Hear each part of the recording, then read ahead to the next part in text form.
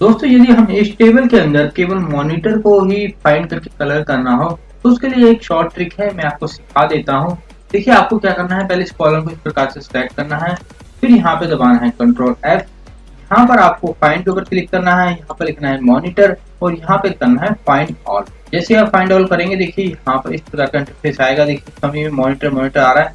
आप यहाँ पर कंट्रोल A का बटन प्रेस करेंगे, उसके बाद इसे यहाँ से क्लोज कर देंगे और फिर उसके बाद में आपसे जो चाहे यहाँ पे कलर दे सकते। दोस्तों इसके लिए एक दूसरी ट्रिक भी है, आपको मैं वो भी सिखा देता हूँ। आपको कंट्रोल जेड करना, पहले मैं इसे कंट्रोल जेड करता हूँ और उसके बाद में देखिए हम यहाँ पर हेडिंग के ऊपर क्लिक करेंगे, कंट्रोल शिफ्ट और एल का बटन प्रेस करेंगे। उसके बाद में यहाँ बॉक्स के ऊपर क्लिक करेंगे, फिर यहाँ से सिलेक्ट ऑल पे क्लिक करेंगे। ठीक है, यहाँ से टिक हट जाएगा। उसके बाद में हम मॉनिटर पर क्लिक करेंगे और ओके कर देंगे और देखिए मॉनिटर को इसने सिलेक्ट कर लिया। उसके बाद में हम इसको यहाँ से इसको कलर कर देंगे। दोबारा से यहाँ से फिल्टर हटाने के लिए कंट्रोल शिफ्ट और एल का बटन प्रेस करेंगे।